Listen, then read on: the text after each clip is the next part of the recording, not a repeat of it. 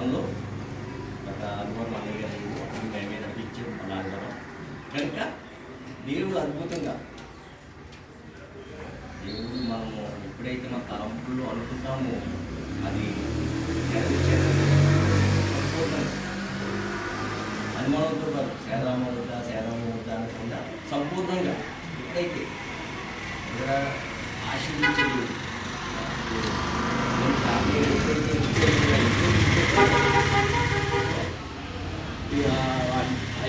పెట్టాలని ఆయన మనసులో హృదయంలో అనుకున్నాడు. ఇలాగ ఫలానా గేట్లు పెట్టాలి, ఫలానా స్కిల్ ఫోరంలో, అలాగే ఉనికిలో అక్కడ 3 రోజులు ఇక్కడ 3 రోజులు మీటింగ్ మహాసభలు చేయాలి. దేవుని పని చేయాలి, దేవుని పని, దేవుని మాటలు ప్రకటించాలి.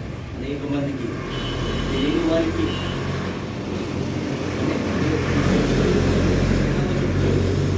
చెప్తా. కానీ ఈ బైబిల్ గ్రంథం ఎన్నిసార్లు చదివినా ఎన్నిసార్లు విన్నా కానీ ఎలా ఉంటుంది మనకి బతకం. అది ఆ విషయం.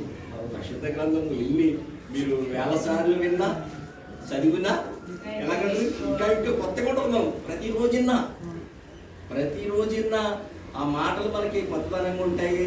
అవి ఇంకా ఈ మాటలు ఉన్నాయా ఇలాగా అని మన బ్రతుకులకి, మన జీవితాలకి చక్కదిద్దుకోవడానికి, సరి చేసుకోవడానికి, అలాగే ఆత్మీయ జీవితంలో బలపడడానికి, అలాగే ఆత్మ చూపిస్తారు, రోగం చూపిస్తారు. ఏమనడం బైబిల్ మాటలు ఏమన్నారంటే దేవుని మాటల్ని నాకు రోగపు వెలుగు అంటే మనకు దారి చూపిస్తాం. చీకట్లో ఉన్నప్పుడు మనకి ఏం కావాలి? లైట్ కావాలి. టార్చ్ లైట్ కానీ బండి లేదు లైట్ కానీ పెట్టి మనం లేకపోతే నడుచుకుంటే అంటే సెల్ లైట్ కానీ కింద వేసుకుని మనం వెళ్తాం. మనకి ఎలుగు కావాలి. ఎలుగు లేదంటే మనం వెళ్ళలేము, ఎదరికెళ్ళలేము.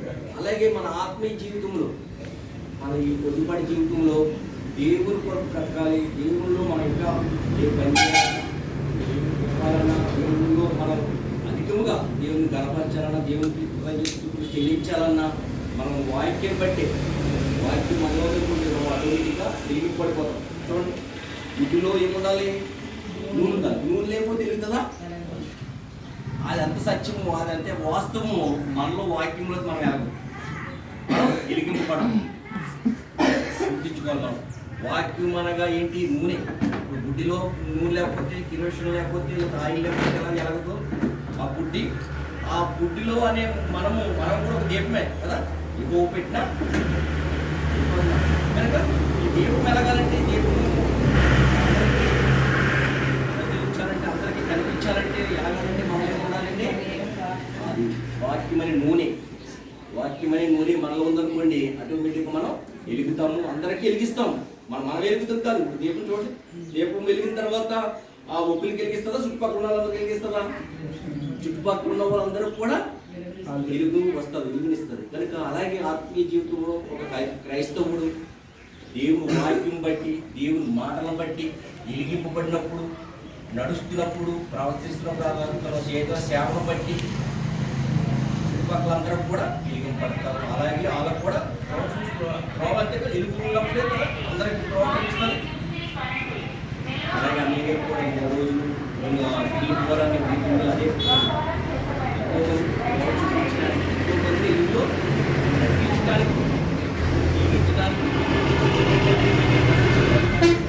మన విషయంలో కూడా దేవుడు అనేక విషయాలు చేస్తాడు. మనల్ని కాపాడుతాడు, రక్షిస్తాడు. మనం అనుకోవచ్చు, నా బలము, నా బలగము, నా ఆస్తి, నా అంతస్తు అనుకోవచ్చు. అవి ఏమీ రక్షించలేదు మనిషిని ఏం రక్షిస్తాయి? ఎవరైనా నా బలము కానీ, నా శక్తి కానీ, నా ఆస్తి కానీ నన్ను రక్షిస్తుంది, నన్ను కాపాడుతుంది అన్న వాళ్ళు చేయట్లు కూడా మనం రక్షించలేదు. కానీ ఏది రక్షించగలదు మనల్ని? దేవుని వాక్యము. దేవుని వాక్యం మనల్ని రక్షించగలదు, మనల్ని కాపాడుతుంది, మనల్ని నడిపిస్తుంది. మళ్ళీ ఈ లోకంలోనూ మనము సుఖజీవితంగా బ్రతుకుతాము, అలాగే పరలోకంలోను అదే పరలోక రాజ్యము, నిత్య జీవము, నిత్యము, 1,000 సంవత్సరాలు బతికింపజేసేది వాక్యం. చాలా బలమైనది, చాలా శక్తిమైనది వాక్యం. మనం ముద్రింపబడి మన హృదయంలో ముద్రించుకోవాలి. వాక్యం చాలా విలువైనదని. అంతే కదండి, విలువైనట్లకి కదా మనం ఆ విలువైన బంగారం ఉందనుకోండి, అది ఎక్కడ పడితే అక్కడ పడేస్తామా? ఎక్కడ పడితే అక్కడ పెడతామా? ఎలా పెడతామండి బంగారాన్ని? చాలా జాగ్రత్తగా, చాలా భద్రంగా బీరువా లోపల సీక్రెట్ లాక్లో పెడతాం మనం. ఎందుకని పోతకి మాది ఇరువైంది, చాలా ఇరువైందని. మరి ఈ వాక్యం కూడా మన హృదయంలో, అది ఈ బంగారము, ఈ డబ్బు, ఈ మనం బీరువాలు పెట్టచ్చు కానీ ఈ వాక్యాన్ని బీరువాలు పెట్టండి. మీరు మళ్ళీ మాస్టర్ గారు అన్నారు సీక్రెట్గా దాయమన్నారు, భద్రంగా దాయమన్నారు కదా, మీరు తీసుకెళ్ళి ఆ బైబిల్ తీసుకెళ్ళి సీక్రెట్ బుక్లు పెట్టండి, సీక్రెట్గా బీరువాలు పెట్టండి. ఎక్కడ పెట్టాలి మనం?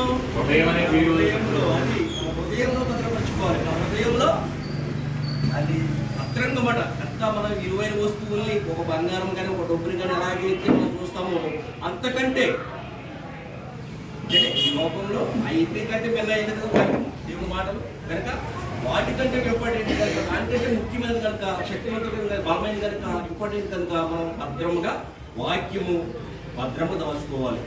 దాచుకున్నప్పుడే మనము అనేకులకు వెలిగించే వారి కింద ఉంటాము, అలాగే కాపాడబడతాము, రక్షింపబడతాము. కరోనా టైంలో కోట్లు ఉన్నాయి కానీ ఎవరికి ప్రాణము రక్షించుకునే శక్తి లేదండి. అప్పుడు కరోనా టైంలో అందరికీ తెలుసు, 2020 ఆ టైంలో, 2020 టైంలో కోట్లు ఉన్నాయి అందరి దగ్గర, డబ్బులు విస్తారంగా ఉన్నాయి ఎంతో మంది దగ్గర, ఎంతో బంగారం ఉంది, ఎన్నో పొలాలు ఉన్నాయి, భూములు ఉన్నాయి, బిల్డింగులు ఉన్నాయి. కానీ ప్రాణాన్ని రక్షించుకోగలిగారా? ప్రాణాన్ని రక్షించుకోలేకపోయారంటే మనకు అర్థమైంది ఏంటి? ఈ ప్రాణాన్ని మనము రక్షించుకోవాలంటే, ఈ దేహంలో ఈ ఆత్మ ఉండాలంటే మనం డబ్బు వల్ల కాదు, ఈ లోక వస్తువు వల్ల ఏది కాదు అనేది మనం అయిపోవాలి. దేని వల్ల అవుతుంది? దేవుని కృప వల్ల, దేవుని దయ వల్ల. ఇంకా మనకు అలా ఇచ్చిన మనకి దేవుడు సపోర్టు అంటే పంచే. ఒక భక్తుడు అంటారు, ఆ భక్తుడు ఎవరంటే యోగు గారు. చూడండి, యోగు గ్రంథము 1వ అధ్యాయము ఆయన మంచి మాట అన్నాడు. ఆయన మళ్ళీ మనకి ఆపోజిట్గా ఏంటంటే దేవుని మాట లేనప్పుడు ఉన్నాడు, అలాగే ఏముందండి అపవాది కూడా ఉన్నాడు, సాతాను కూడా ఉన్నాడు. కనుక మనం ఏం చేయాలంటే చాలా జాగ్రత్తగా దేవుని వాక్యాన్ని నేర్చుకోవాలి, చదవాలి. అలాగే అన్నాడు మహాభక్తుడు అన్నాడు. చూడండి, దేవుడు అదే 1:20 వచ్చి చూడండి, నేను నా తల్లి గర్భంలో నుండి దిగంబరినే వచ్చింది. ఎలా వచ్చింది? ఏమని తీసుకొచ్చారండి? ఏమని తీసుకొచ్చారు? యోగు గారు ఏమి తీసుకురాలేదు, దిగంబరిగా వచ్చి తిని అది దిగంబరినే అక్కడికి తిరిగి వెళ్ళేదను. అదండి మనం అది ఈ పాయింట్ పట్టుకుని మనకి ఏమున్నా పిల్లలు ఉన్నా, ఆస్తి ఉన్నా, బంధువులు ఉన్నా, ఏమున్నా కానీ మనం తీసుకుపోయాను యెహోవా నామమునకు. ఏమున్నా లేకపోయినా మనం ఎలా ఉన్నా స్థితి మనకి తెలుసా? దేవునికి తెలియదా? తెలుసు మన స్థితి, మనం ఎలా ఉన్నామో ఏంటని తెలుసు. కానీ అట్లని బట్టి మనం లోకంలో ఉన్నదాన్ని బట్టి గర్వించకూడదు, లోకంలో ఉన్నదాన్ని బట్టి మనం గర్వపడకూడదు, అట్లని బట్టి అతిశయపడకూడదు. మనం మన సొంతం ఎవరు? దేవుడే. దేవుని బట్టి, దేవుని వాక్యం బట్టి మనం అలాగే మనకి ఈ లోక అపవాది సాతాను ఉన్నాడు, వాడికి అన్నీ తెలుసు. దేవుని యందు భయభక్తులు బిడ్డల యందు ఏమున్నదంట? భద్రత. దేవుని యందు, దేవుని వాక్యంతో, దేవుని మాటలతో ఉన్న బిడ్డల చుట్టూ ఏముందంట? భద్రత, కంచె. ఇప్పుడు అంటే చూడండి, అక్కడే చూడండి, 1వ అధ్యాయం 10వ వచనం, నీవు అతనికి, అతని ఇంటి వారికి, అతనికి కలిగిన సమస్తమును చుట్టూ కంచె వేసితివి కదా. నీవు అతని చేతి పనిని చేత అతని ఆస్తి దేశంలో బహుగా. కనుక మనకి ఏముందంటే ప్రొటెక్షన్ ఉంది. మనం ఎవరు భయపడవలసిన లేదు. క్రైస్తవులు అయిన మన వాళ్ళు, దేవుని బిడ్డలమైన మనము వాక్యం వింటున్నా, దేవుళ్ళు ఉంటాం. మనకి ఏముంది? భద్రత ఉంది. ఒక ముఖ్యమంత్రి గారికి ఉంది, ఒక మంత్రి గారికి ఉంది, ఒక ఎమ్మెల్యే గారికి ఉంది, ఒక ప్రధాన మంత్రి గారికి ఉందని మనం భయపడవలసిన లేదు. మనకి ఉంది భద్రత. అక్కడ సాతానుడు ఒప్పుకుంటాడు, ఈ లోక అపవాది. ఇక్కడ మీరు విశ్లేషణ ఎవరన్నారు? ఆ మాట ఎవరు చెప్తున్నారు? ఈ లోక అపవాది సాతానుగాడు. ఆడ అన్నాడు మాట, ఏగు చుట్టూ కంచె ఉంచావు, అందుకే అతను టచ్ చేయడానికి నాకు వీలు అవ్వట్లేదు, అతన్నే టచ్ చేయడానికి వీలు కావట్లేదు. అంటే అప్పుడు ఈ దేవుడైన యెహోవా తండ్రి ఆయనకి ఏం చూసి అవకాశం ఇచ్చాడు లేదా? అవకాశం ఇచ్చి ఇల్లు యోగు చాలా భక్తిపరుడు, నీతిపరుడు. అతను ఎందువల్ల అలాగా కంచి ఉంది? అతడు నీతిపరుడు, భక్తిపరుడు, యథార్థవంతుడు. ఈ చూడండి, ఈ ఉండాలి. మళ్ళీ ఉత్తునే కంచి వేయలేదు, ఉత్తునే ఆయన కాపుదలం లేదు. చూడాలి, ఇక్కడ మెన్షన్ చేయాలి, మీరు ఇది అర్థం చేసుకోవాలి. నేను ఆయన చుట్టూ కంచి ఉండడం వల్ల, ఆయన చుట్టూ దేవుడు కాపుదలం ఉండటం వల్ల, దేని వల్ల? అతను నీతిపరుడు, యథార్థవంతుడు, భక్తుడు, దేవుని ఏందో అది ఇవి ఉండాలన్నమాట. మెయిన్ పాయింట్ ఇవి వదిలేతారు. దేవా నాకు నీ బంగారు దూతలను కావలించి దేవా ఏంటి ఏముండవు, నీతి భక్తి లేదా యథార్థత ఏముండవు. ఉండకుండా మనిషి ఏం చేస్తారంటే అసలు రెడ్లీ ఈ బంగారు దూతలు నాకు కావలించదేమో, నేను వెళ్తాను, బయటకు వెళ్తాను, వచ్చేంత వరకు దేవం కావలించి నేను కోరుకుంటాను. సుఖంగా తెల్లారి లేచేలాగా చూడు దేవా, ఏ అవ్వదు, ఏ మొదట్లో వెళ్ళిపోకుండా. కానీ కనుక అలాగా దేవుని కాపుదల మనం ఎప్పుడైతే భక్తి పరులుగా, నీతి పరులుగా ఉంటామో ఆటోమేటిక్గా మనకు భద్రత. అంతే కదండి. ముఖ్యమంత్రి గారు ఆటోమేటిక్గా ఆయన ఏమవుతుంది, ఆయన సెక్యూరిటీ వచ్చారు. ఆయన అమాంసాలకు సెక్యూరిటీ ఆటోమేటిక్ గవర్నమెంట్ ఆయనకి సెక్యూరిటీ పంపించేస్తూ ఉంటుంది. ఒక ఎమ్మెల్యే గారు కానీ, ఒక ఎంపీ గారు కానీ, ఒక ప్రధానమంత్రికి కానీ, ఎవరైనా ఒక కలెక్టర్ గారికి కానీ, ఇలా పెద్ద పెద్ద పోస్టులు ఉన్న వాళ్ళందరికీ వాళ్ళు కష్టపడి చదువుకుంటారు కనుక అలా చేసిన కష్టానికి ఫలితంగా గవర్నమెంట్ ఏం చేద్దాం, సెక్యూరిటీ చేస్తుంది, వాళ్ళకి అధికారం ఇచ్చేస్తుంది. అలాగే మనం దేవుళ్ళలో ఉన్న బిడ్డలము, దేవుని కోసం బ్రతుకున్న బిడ్డలము, ఎప్పుడైతే మనం యథార్థంగా, నీతిగా, పరిశుద్ధంగా జీవించి బ్రతుకున్నప్పుడు మనకు ఆటోమేటిక్గా రక్షణ వచ్చేది, మనకు ఆటోమేటిక్గా అవతలు ఇచ్చేది. ఆటోమేటిక్గా మనకి దేవుడు దేవదూతలు పంపించి, నా కుమారుడు ఎక్కడికి వెళ్తే అక్కడికి, ఏ పని చేసి ఆ పని చేసుకుంటూ చక్కగా చెప్పు మళ్ళీ అన్నాడు. ఆయనంట ఆ దేశం నీవు అతనికి, అతని ఇంటి వారికి చూడండి, అతనికి కలిగిన సమస్తమును చుట్టూ కంచి వేసింది కదా. నువ్వు చూడు, నువ్వు అతని చేతి పనిని దీవించుడు చేత అతని ఆస్తి దేశంలో బాగుగా విస్తరించి ఉన్నది. కనుక మన దేవుని యందు మనం ఉన్నప్పుడు, దేవుల్లో మనం ఉన్నప్పుడు కానీ మన మనిషి ఏంటంటే అన్నీ అయిపోతారు. ఏదన్నా వచ్చిందనుకోండి ఆపద, లేదా అనారోగ్యం వచ్చిందనుకోండి, దేవుడు అంటాం మనం. దేవుడు అన్న ముందు ఏంటి, ఎక్కడ ఆశపడుతున్నా, ఎక్కడ మెయిన్గా చూస్తారు, ఎవరో మనకి చూస్తారు, ఎవరో మంచిగా చూస్తారని అన్నీ ఎంకరేజ్ చేస్తాం. మాలకొల్ల, భీమవరం, తణుక, లేకపోతే విజయవాడ, రాజమండ్రి అన్ని చూస్తాం మనం. దేవుడు ఉన్నాడు, సంఘం ఉన్నది, అయ్యగారు చెప్పి, సంఘంతో చెప్పి మనం ప్రార్థిద్దాం. దేవుని కొరకు మనం ముందు దేవునికి వినవం చేద్దామని అనుకోం. మనం ముందుగా అన్నీ చూసిన తర్వాత అంతా అన్నీ తిరిగి వచ్చిన తర్వాత అప్పుడు లాస్ట్కి గ్యాప్ అవుతాం. ఎవరో దేవుడు. ఎక్కడ హైదరాబాద్ ఇక్కడ అక్కడ మొత్తం తిరిగిన తర్వాత లాస్ట్ గ్యాప్ వచ్చి దేవుడి దగ్గరకు వస్తాం మనం. అలా కాదు కానీ మన దేవుని పెట్టడమే. మనం మొదటగా దేవుని సంఘములు, మన కుటుంబంలో మనం దేవుడికి ప్రార్థించినప్పుడు దేవుడు మన ప్రార్థన ఆలకిస్తాడు. అలాగే హబక్కూకు 1వ అధ్యాయం చూడండి,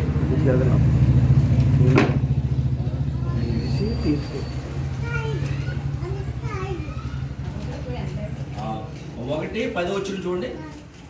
1వ అధ్యాయం 10 రాజులను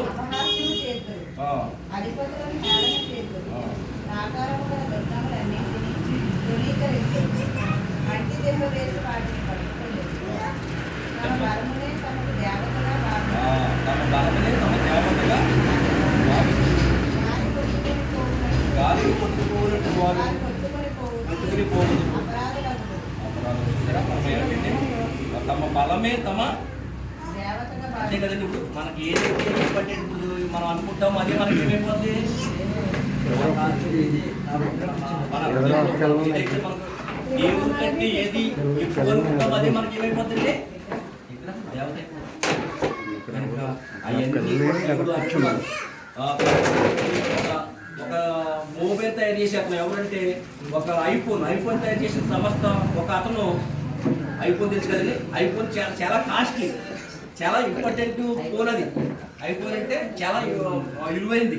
అతను దాని అధినేత తయారు చేసిన అతను ఏమన్నాడంటే, నేను ఎంత చేశాను కానీ అతను ఏమొచ్చిందంటే ఒక వ్యాధి వచ్చింది. ఏంటది,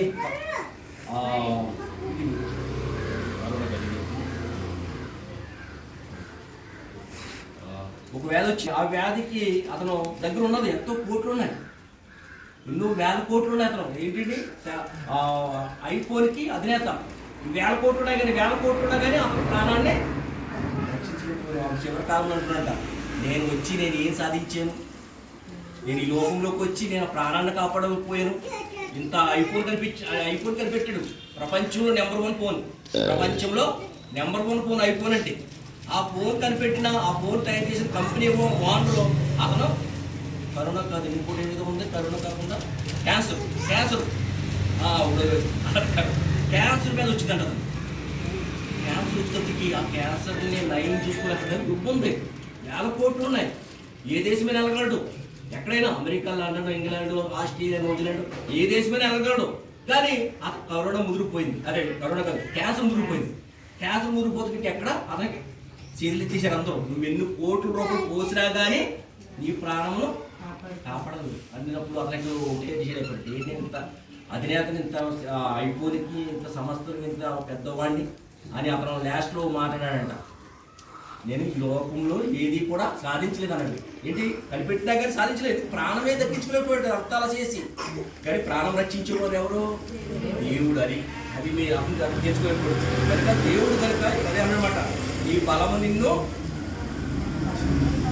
బలమే తమకు భావించిరి. చూడండి, గాలికి కొట్టుకున్నట్టు కొట్టుకుపోతారంట. మన బలాలు కానీ, మన ఆస్తిని కానీ, మన బలగాన్ని కానీ మనం నమ్ముకోకూడదు. మనం ఎవరు నమ్ముకోవాలి? ఈ మాటలు బట్టి దేవుని వాక్యాన్ని నమ్ముకోవాలి. దేవుని వాక్యం మీద బేసిక్ కావాలి. దేవుడే నాకు ఆధారం, ఆయనే నాకు రక్షించేవాడు, కాపాడేవాడు. అలాగే 3వ అధ్యాయం చూడండి, అక్కడే 3వ అధ్యాయం 17 వచ్చింది.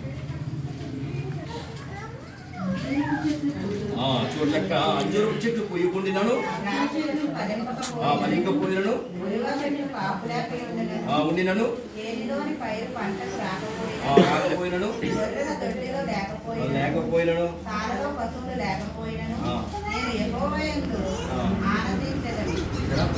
ఈ మాట చదువుకున్నప్పుడు చక్కగా మనం ఏంటంటే మనకి ఏదో ఉన్నా లేకపోయినా మధ్య ఏమవుతుండాలి. ఇక్కడ మహాభక్తుడు గ్రంథకర్త ఆవుకులు గారు అన్ని చక్కగా అన్నమాట.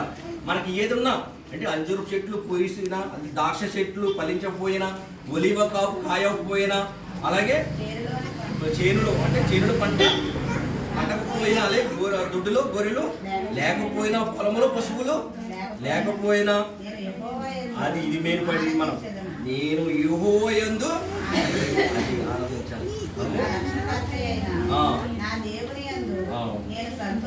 సంతోషించేదను. ప్రభువు యెహోవాయే మనకు బలము, ఆయనే బలము. ఈ లోకంలో ఏదో నాకు బలము, నాకు శక్తి నాకు అనుకోవద్దు. నాకు అంటే ఒక్కొక్కరు ఏమంటారంటే నా రెక్కలు కష్టమంటాడు. దేవుడు నీ రెక్కలో ఉండగా నీ రెక్క తీసి పంపించాడు నీ లోకానికి. నీ రెక్కల బలం ఎక్కడ ఉన్నప్పుడు నా రెక్క నా బలం అనుకుంటే చూపిస్తాను మంది. అప్పుడు దేవుడే నిన్ను సృష్టిలో నేను తల్లి గర్భమందు నీ రెక్క కట్ చేసి పంపించాడు అనుకోండి. అప్పుడు ఏమంటావు నువ్వు? భూమికి వచ్చి రెక్కలు కష్టమని చూపెడతా ఎక్కడ ఉంటుంది నీ రెక్క? అది దేవుడి బలము. ఇంకొకటి మనకి తెలుతానికి కొంతమంది కొన్ని లేకుండా ఉంటారు, కొంతమంది కళ్ళు లేకుండా పుడతారు, కొంతమంది చేతి లేకుండా పుడతారు, కొంతమంది కాళ్ళు లేకుండా పుడతారు. అది ఏంటంటే దేవుడు తెలియడానికి, ఎదరోళ్ళకి తెలియడానికి నీకు ఈ కాళ్ళు ఇచ్చాను, ఈ చేతులు ఇచ్చాను, ఈ కళ్ళు ఇచ్చాను, ఈ అవయవాలను ఇచ్చాను, నీకు మంచిగా ఇచ్చాను, నువ్వు నా కోసం ప్రతి ఆయన అంతా తెలియజేయడానికి మనకి మేల్కొలుపు అయ్యి. అంతేగాని అయ్యో పాపం జాలి పడటానికి కాదు. మనం నాకు దేవుడు అవయవాలు శక్తికి ఇచ్చాడు. కాళ్ళు, చేతులు, కళ్ళు, ఇవన్నీ ముక్కు, నోరు అన్ని శక్తి ఇచ్చాడు. కొంతమంది నోరు మాట్లాడలేరు, కొంతమంది వినలేరు. ఇవన్నీ చూసినప్పుడు మనం ఏం చేయాలంటే దేవుడికి మహిమపరచాలి. దేవా నాకు ఈ చేయకుండా ఇచ్చాడు, నేను నీకు పని చేయాలి, నీ కొరకు బ్రతకాలి, నా బలము నువ్వే. ఏంటంటే మన బలం ఎవరంటే మన ఆరోగ్యం, మన శక్తి కాదు, మన బలం వల్ల కలుగుతుంది. గాలి, నీరు, ఈ ఆకాశం, సూర్యుడు, చంద్రుడు, ఈ ఫలాలు ఇవన్నీ ఆలోచిస్తే ఇవన్నీ ఎవరి అండి? దేవుని. దేవుని కన్నా దేవుని మనం అనిపిస్తున్నప్పుడు దేవుని కోసం మనం బ్రతికి దేవుని కోసం జీవించడం న్యాయమా కాదా? న్యాయం. అది న్యాయం. ఆయనే మన బలము, ఆయనే మన శక్తి, ఆయనే శక్తులు కనుక మనం ఆయనే ముందుపెట్టి మనం బ్రతకాలి, జీవించాలి. కనుక ఇంకా ముందు కనుక మళ్ళీ వారం చెప్పుకుందాం. టైం అయిపోయింది కనుక మళ్ళీ వారం కంటిన్యూ చేస్తాను. కనుక ఈ మాటలు మనం ఆయనే మన శక్తి, ఆయనే మన బలం కనుక మన రెక్కల కష్టం లేకపోతే అని ఇవన్నీ మనం ఈ బేసిక్ అవ్వకూడదు అన్నమాట. ఇట్ల మీద మనం అవ్వకూడదు. ఇక్కడ మహాభక్తుడు అంటాడు ఏది లేకపోయినా, ఉన్నా లేకపోయినా దేవుడు ఇస్తాడు. అక్కడ యోగు గారు ఏమి ఆలోచించలేదు, ఆయన ఇవ్వమని అడగలేదు, కానీ ఆయన్ని దేవుడు ఆశీర్వదించాడు లేదా? ఆశీర్వదించాడు యోగు గారిని. అలాగే ఇక్కడ భక్తుడు చెప్తున్నాడు నువ్వేది లేకపోయినా దేవుని యందు భయభక్తులు ఉండు, ఆనందంగా ఉండు. ప్రభువు యెహోవాయే అనుకో, ఎవరికాలు అనుకోవాలి, ఎవరికాలే వాళ్ళు యెహోవాయే నాకు బలము, యెహోవాయే నాకు అన్నీ అనిపించేవాడు, అన్నీ ఇచ్చేవాడు అని ఆయన యందు నమ్మకం నుంచి ఆయన కొరకు బ్రతకాలని ఈ కొద్ది వర్షం దేవుడు నియమించిన కాక. పరలోకముందున మా తండ్రి, నీకు బలం, మాకు ఆరోగ్యం ఇచ్చేవాడు, ఆయుష్ ఇచ్చేవాడు, మాకు పిల్లల్ని సమస్త పొందుకునే బలగాన్ని సమస్తం ఇచ్చేవాడు. ఇవే కనుక ఈ మీద ఆధారపడి, ఈ వాక్యం మీద ఆధారపడి, ఈ వాక్యానుసారంగా జీవించే జీవితాలు మాకందరికీ దయచేయండి. చక్కగా రోజు ఒక గ్రామంలో ఈ సువార్త పండించడానికి, ఈ వెలుగుని ఎదజల్లడానికి ఈ కుమారుని వాడుతున్నారు. కుమారుని దీవించండి, ఆస్వాదించండి. అలాగే ఆ మీటింగ్ వరకు కష్టపడిన ప్రతి బిడ్డని దీవించండి, ఆస్వాదించండి.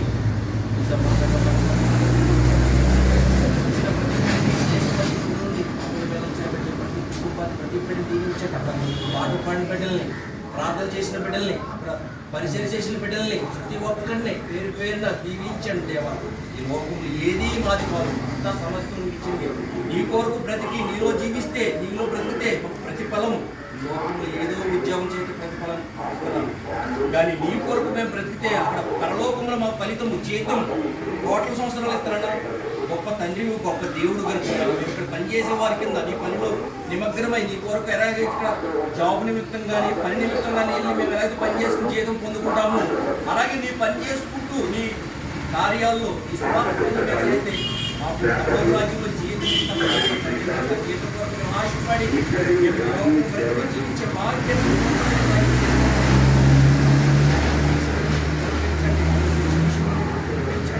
వాళ్ళ జ్ఞాన విషయంలో పెంచండి. ఎదర మీటింగ్ సెమినార్ విషయంలో మీరు పెంచండి. అలాగే వచ్చిన ప్రతి కుటుంబంలో ఎవరైతే ఏ అనారోగ్యం, ఏ బాధ సమస్యకి బాధపడుతున్నారో ప్రతి ఒక్కరికి బిడ్డకి మంచి ఆరోగ్యం, మంచి శక్తిని, మంచి బలాన్ని దయచేయమని యేసు క్రీస్తు నామమున తండ్రి.